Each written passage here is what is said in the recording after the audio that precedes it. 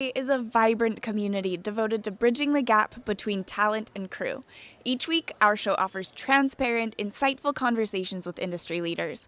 We unveil the magic behind the scenes, from candid discussions about unique filmmaking processes to in-depth technical exploration. Join us in unraveling the intricacies of filmmaking one episode at a time. It's more than just cameras and lenses over here. We aim to inspire, educate, and empower as we peel back the curtain on the art of effective storytelling. Thanks for joining us. Thanks. All right. As a DP, I know purchasing gear can kind of be a nightmare. Whether you're talent or crew, finding technical solutions to any of your problems can be very challenging. And what's even harder is knowing where to go.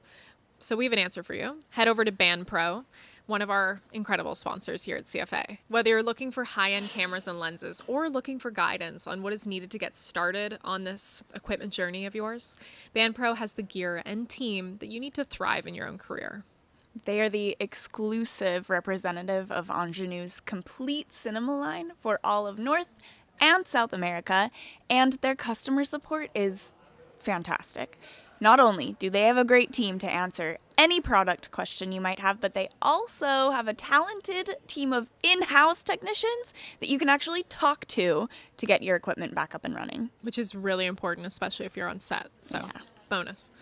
Go to bandpro.com or stop in at their location in Burbank, and please make sure to say hi from CFA because we love them so very much. Us. Yeah, hello.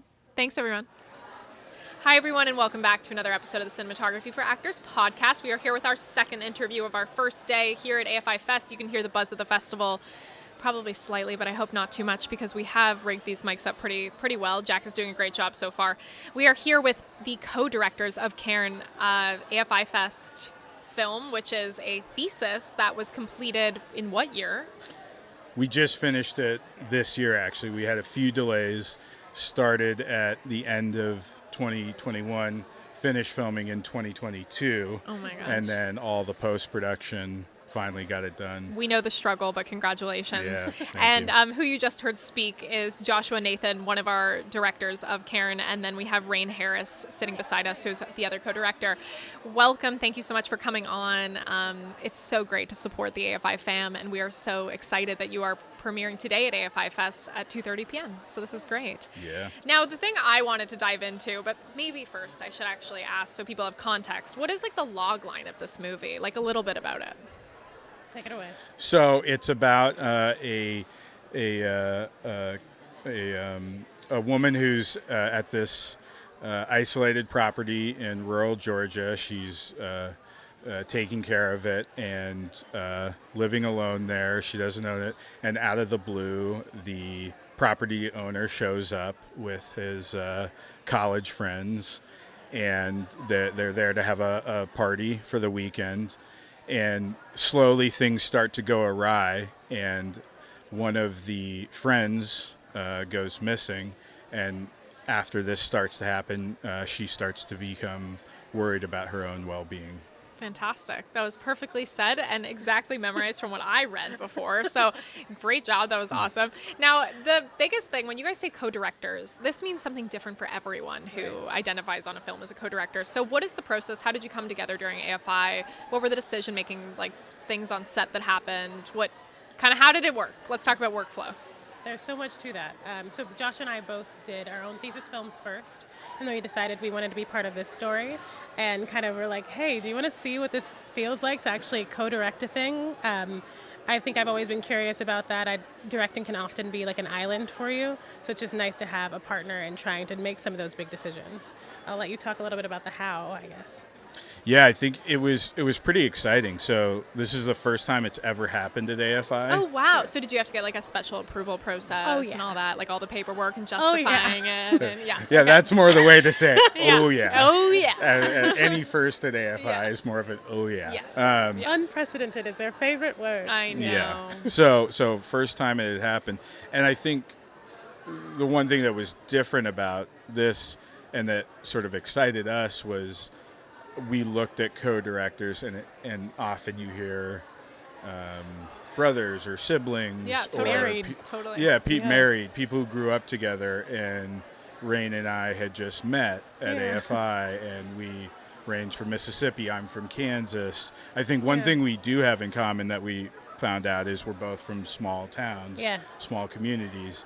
But we're still from very different backgrounds, and that was exciting to us because we felt we could draw on our different experiences to bring that and learn about each other and bring different perspectives as directors and learn from each other to build a film around.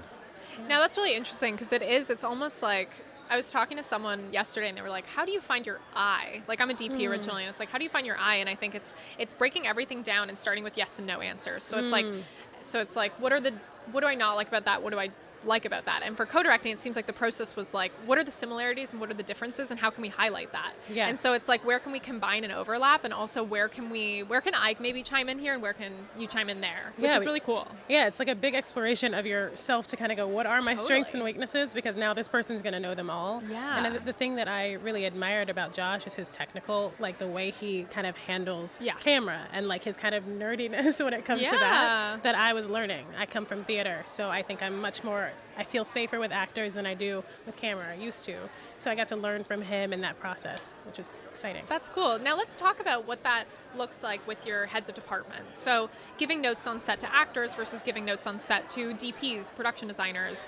Is it streamlined in a way of like, why don't we go tell him this or her this? Or is it more just like a free flowing thing? Tell me. No, I'm hearing a phone ring, and I don't know where it's got it. coming from. Might be I'm sorry. No, you're okay. You're okay. It's good to know. I think we went back and forth about that. I think at first we were like, okay, one of us will be more focused on that. But I think that when we watched the monitor, we saw different things sometimes. And so we just really built trust with our actors so that they felt like either one of us could talk to them.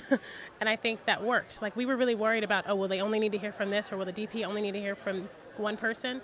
But really working together was the better bet for everybody. It was faster, it was cleaner, and it felt like we were both in it. Cool. That's awesome. Now, where I noticed in the film, to open it at least, you have a lot of establishing shots of like photos on the wall, the forest itself, building the environment. How did the environment for you take the role of a character in the film?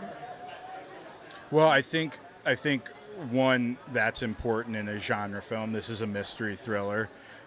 So we knew we had to set the tone right away, especially in a short film. That was important. And then two, we shot this in Los Angeles for a cabin in the woods in rural Georgia. So I think we went to extra lengths to set that up. Yeah. I don't think we overcompensated, but we were thinking about that in particular. And that was one reason we led that there were some delays. We shot 2 locations for this cabin in the woods, and that happened again because we were in LA shooting for this cabin in Georgia. And so a week out from shooting, we lost one of those, and that was a little bit devastating at first. Course, yeah. So we had to make sure we had the right location, and it actually ended up leading to a better solve when we sort of took our foot off the gas and took a breath rather than just rushing in and putting something together in a week. Absolutely. Would you co-direct again? Yeah. Both nods. Yeah. I love it. Yeah. This is great. Are you planning on co-directing together soon? We haven't talked about that. I think it's like we had to have like that recovery time to just like figure out, and I think we both went off and made our own things again.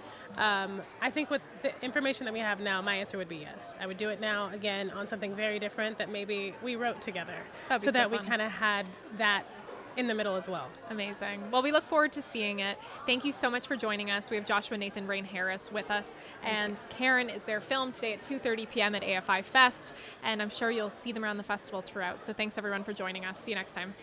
Join us in bridging the gap between talent and crew. Start by subscribing on your preferred podcast platform. Sign up for our newsletter to stay up to date on vendor discounts, community events, new podcast releases, and you can educate yourself through our free course releases on YouTube. It all starts at cinematographyforactors.com, and if you like this episode, consider leaving a review to make it easier for fine folks just like yourself to find us.